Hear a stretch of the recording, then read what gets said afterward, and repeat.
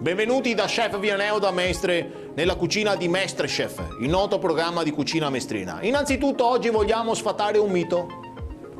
Non sei capito la pressione, sei arrogante perché ti chiama col fischio, d'accordo? E dopo questa perla di saggezza facciamo entrare il primo concorrente. Buonasera chef, buonasera a lei e tutti gli ascoltatori che ascoltano di casa. Ecco, da una perla a un pirla. Dai, forza, dimmi.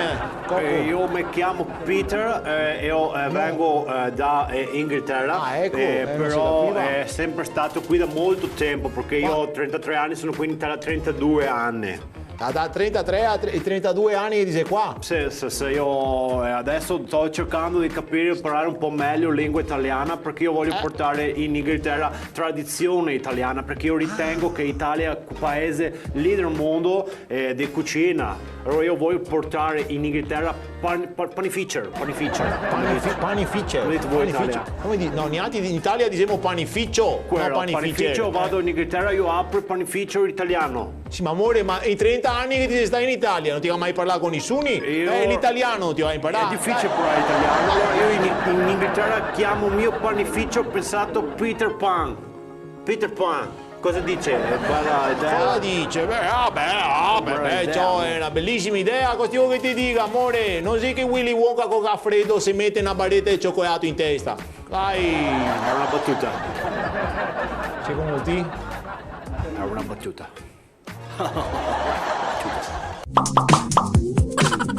Buonasera a tutti dalla vostra Ines Cantamburlo e benvenuti alla consueta rubrica Call Center Cortesie, dove che chiamano persone che hanno uno sbaraglio di problemi e siamo qua per aiutarli. Chi c'è in linea stasera? Pronto? Salve signora Ines, sono Salvatore da Venezia giù. Da Venezia sei sicuro? Sì, vi dico la verità, non ho sempre abitato a Venezia. E volevo dirmi i fatti. Prima stavo a Cavarzere, stavo. A Cavarzere, ecco, sì. Sì, mi sono tutto imbastardito, mi sono. Si sente. Intanto condoglianze per la trasmissione. No, complimenti. Grazie. Ma senti sto qua, senti che era. Salvatore, mi dia qual è il problema? Sei un periodo nero, sa. Con un problema come fioio. Con chi, scusami? Me fioio. To fioio, no fioio, si dice so fioio. Fioio. No, fioio, se tronca a un certo punto, fioio. Niente, non riesco a fare. Beh, cosa gai, to fioio.